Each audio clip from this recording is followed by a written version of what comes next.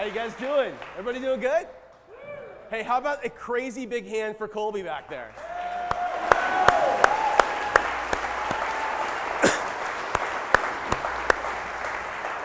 It's so funny because when I first talked to Colby about this event, he called me up and he's like, Scott, here's what I want you to do.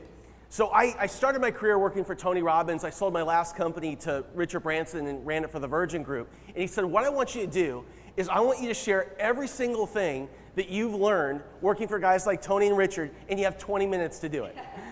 So I'm like, all right, cool. So yesterday I was on my way out here, and I'm trying to think like, how am I going to do that?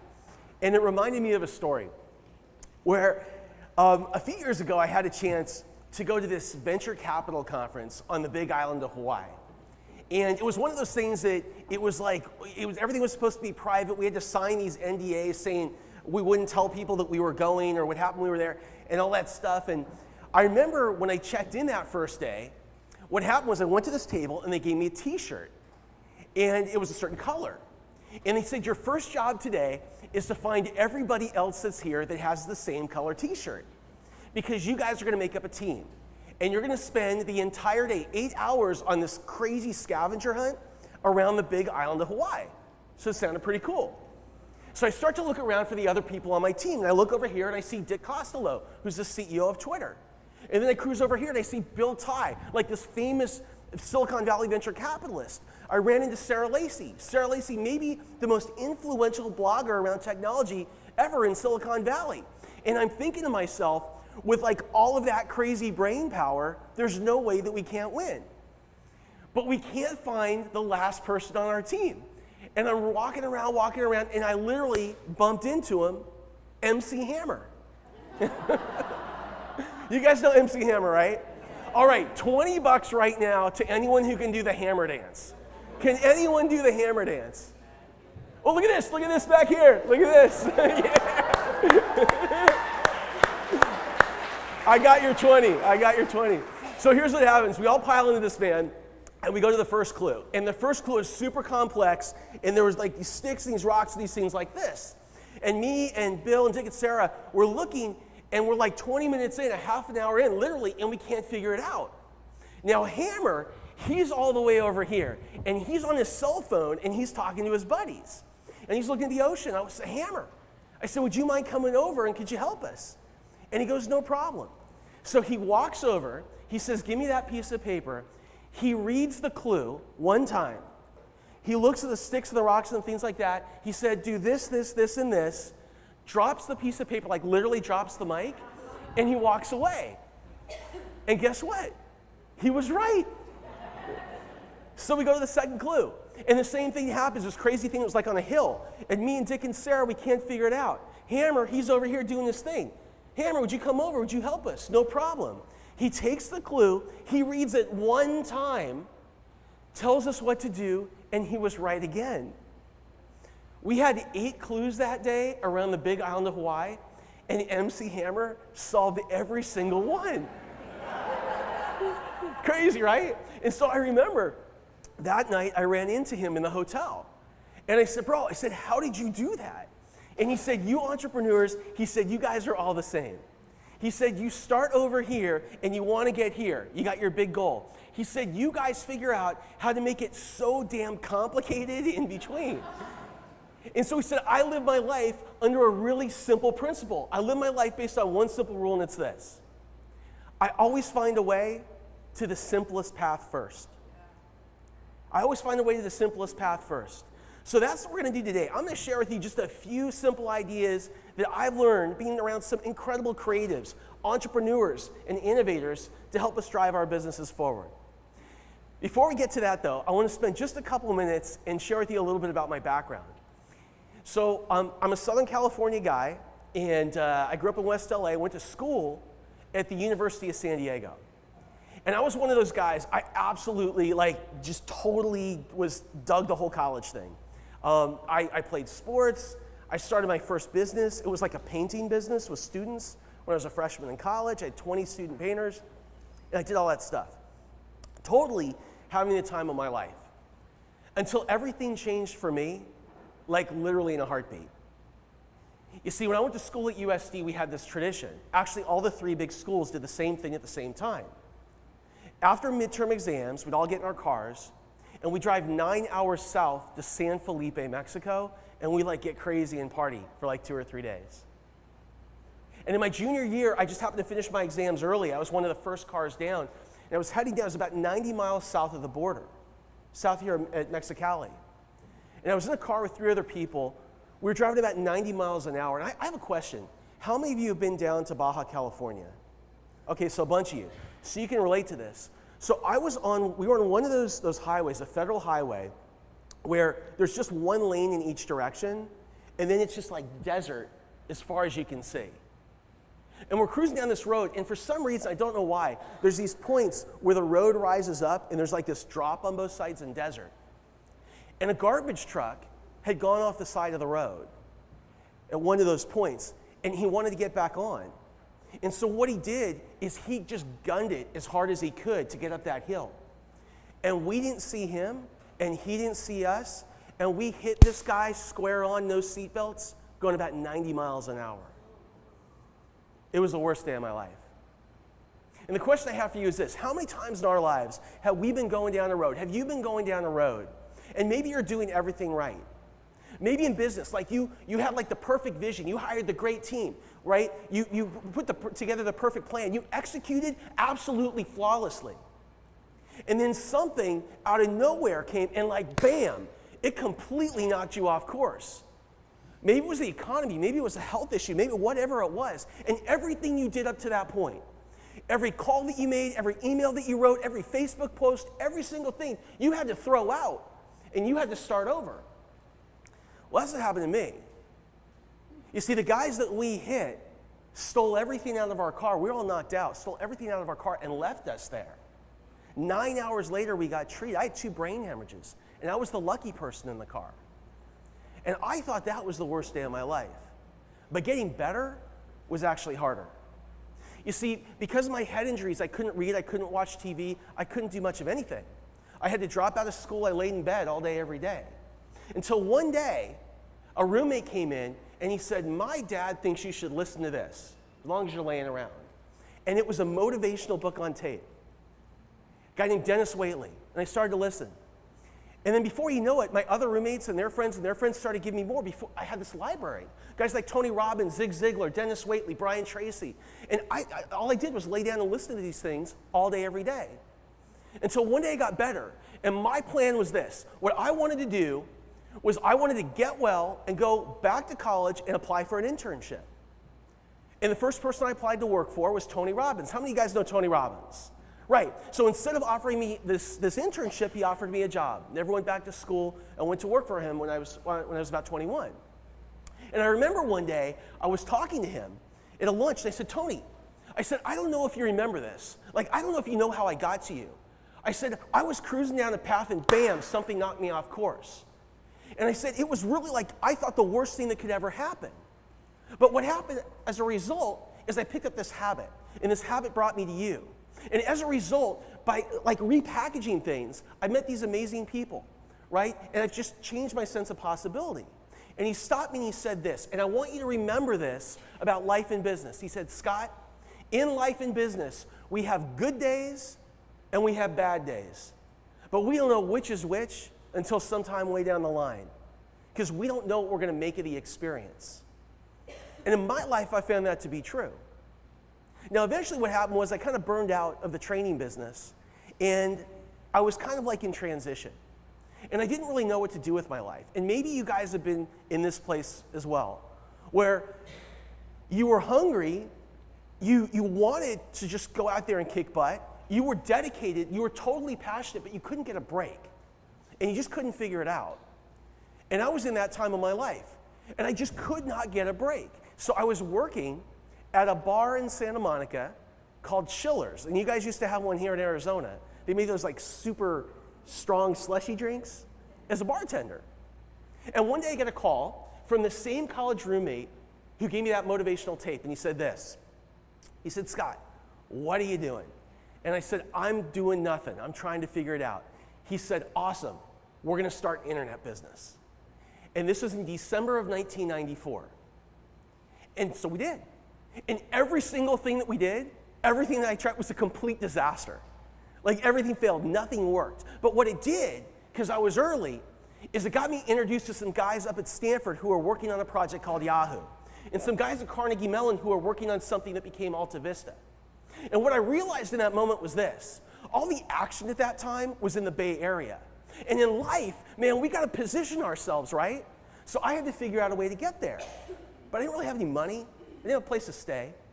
So I went on what I call the couch tour, right? And the couch tour is when you take your tips when you're done working at the bar, and you get in your car, and you drive up to the Bay Area, and you go and you ask your friends if you can just crash on their couches. Or you're trying to meet somebody, like whatever you gotta do. So here's what happened. I did that for about 6 months. And then eventually, I just ran out of couches. Until one day, I was in my car across from a company called Oracle in a dirt lot. I was sleeping in my car. I ran out of couches. I get a call from a family member. And here's what they said. They said, we have no idea what the hell you're doing. And by the way, we got a plan for you.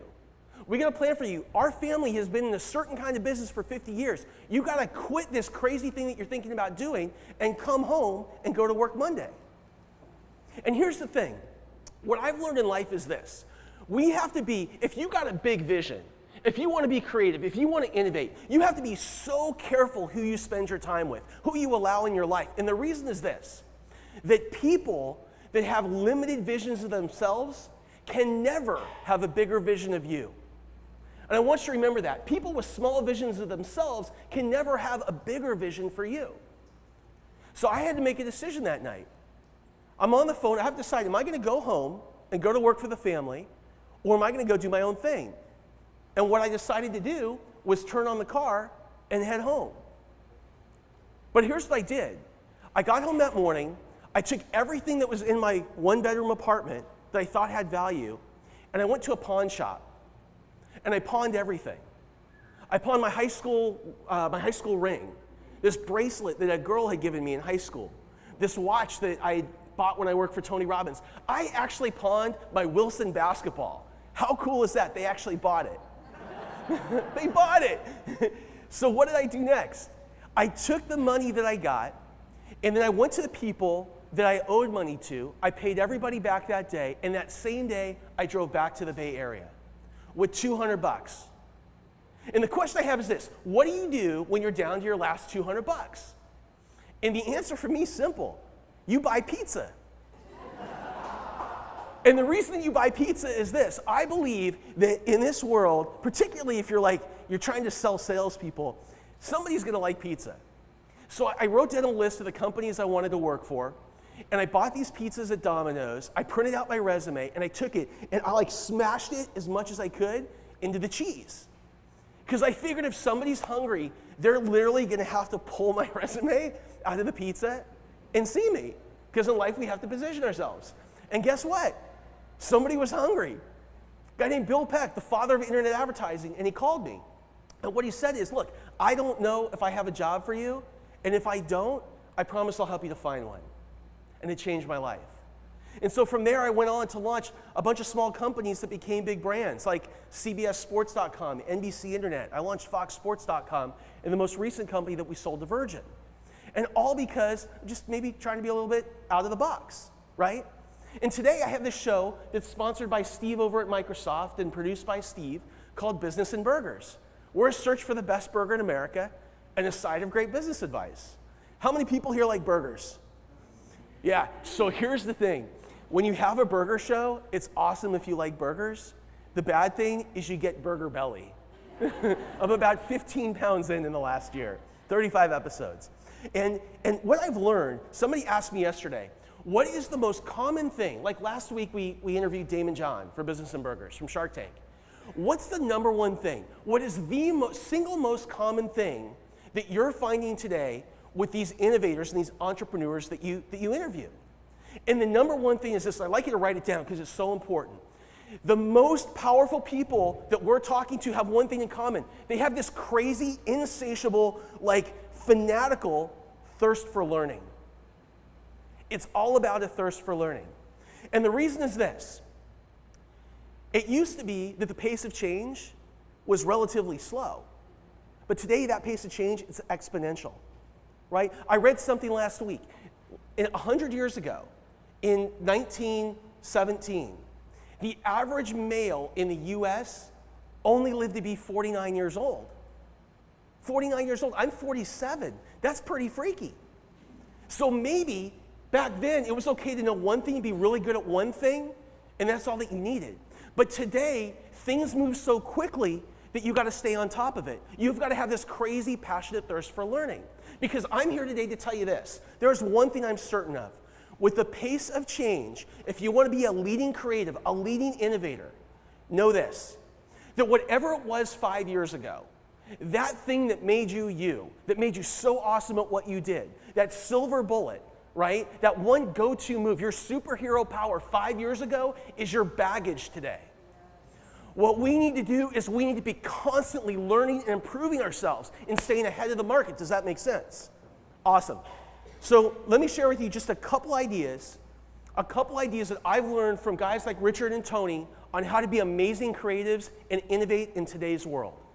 And the number one idea is this: to learn how to buy a rainforest. You got to learn how to buy a rainforest. And here's what I mean. A couple years ago, I was invited to Richard Branson's home on Necker Island for a CEO conference. And on that first day, when it was time for dinner, they asked all of us to come down to the beach and get in these little boats.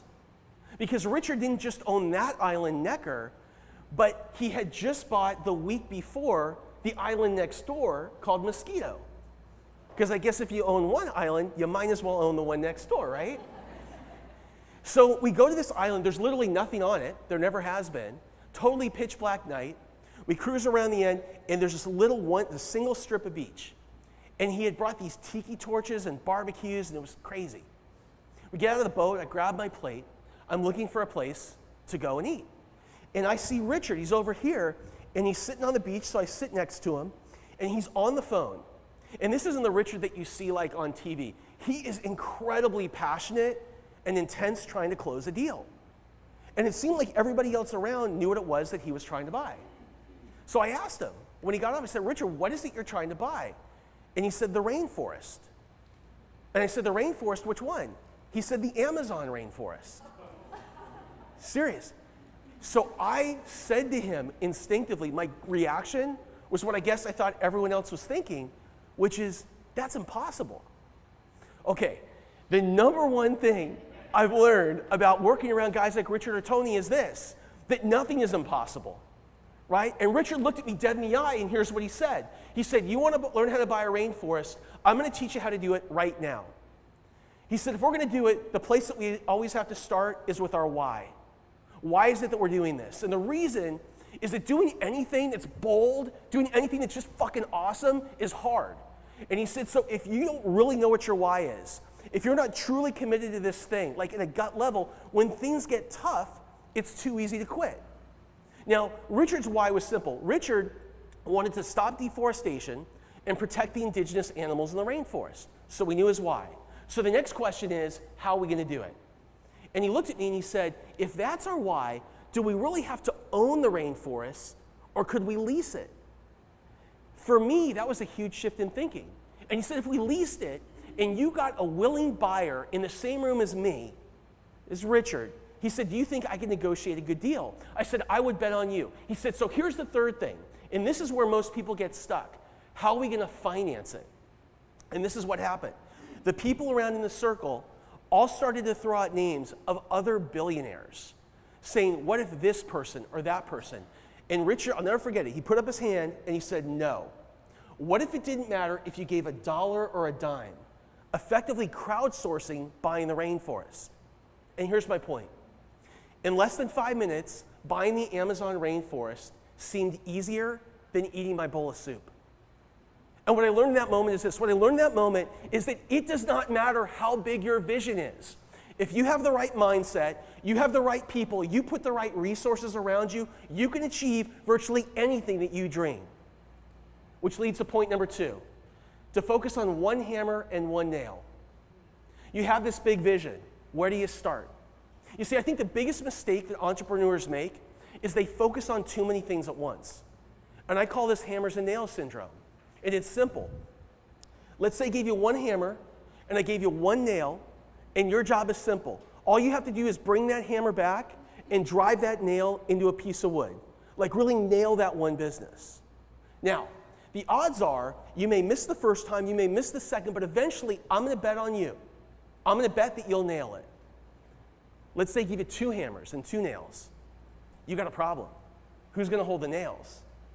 Now, let's say you find somebody crazy enough to do it. You have to hold a hammer in each hand, bring them back at the same time, and strike.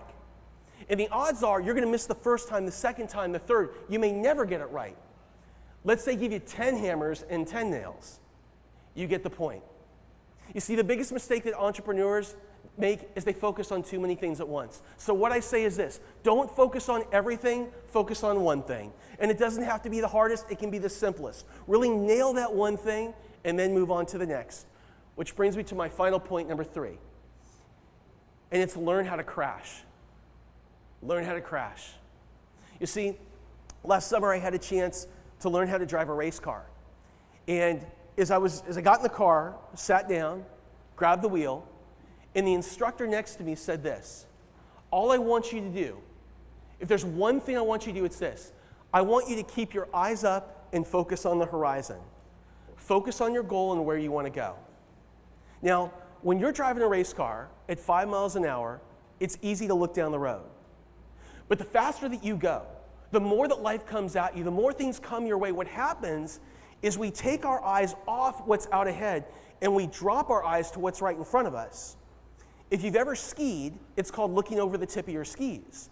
In a race car, what happens is you look right over the edge of the hood. And so what happens is you notice every pebble, every bump, every little thing of water.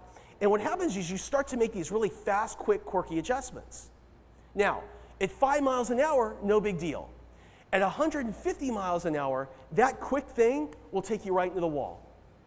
Which leads to the second lesson that day. It's learning how to crash.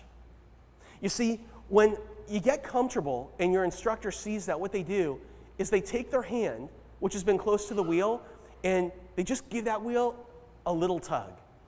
It's crazy. And right away what happens is you feel out of control.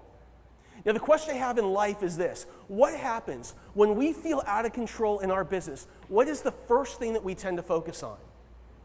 We tend to focus on the thing that we fear the most.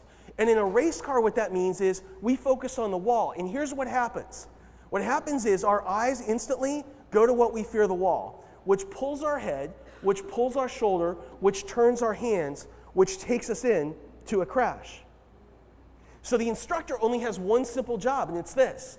They take their hand as soon as they tug, and they put it up against your helmet. And just feeling that little bit of pressure, what happens is instinctively, your eyes go back to where you want to go, which pulls your head and your shoulders and your hands, and that's how you stay out of a crash. Does that make sense? Stay focused on your goal. When you can keep your eyes up on the horizon, stay focused on your goal no matter what's happening, you can anticipate and make really graceful movement. So I think if you just start by focusing on those 3 things, learn how to buy a rainforest, have that big vision. Focus when executing on one hammer and one nail. Don't focus on trying to do everything at once. Do one thing, really nail it, and move to the next. And no matter what happens, keep your eyes up on the horizon and on your goal. I truly believe if you do those 3 things, you can unlock your creativity. You can create amazing things, and you can have an incredible impact on this world. Thank you guys very much.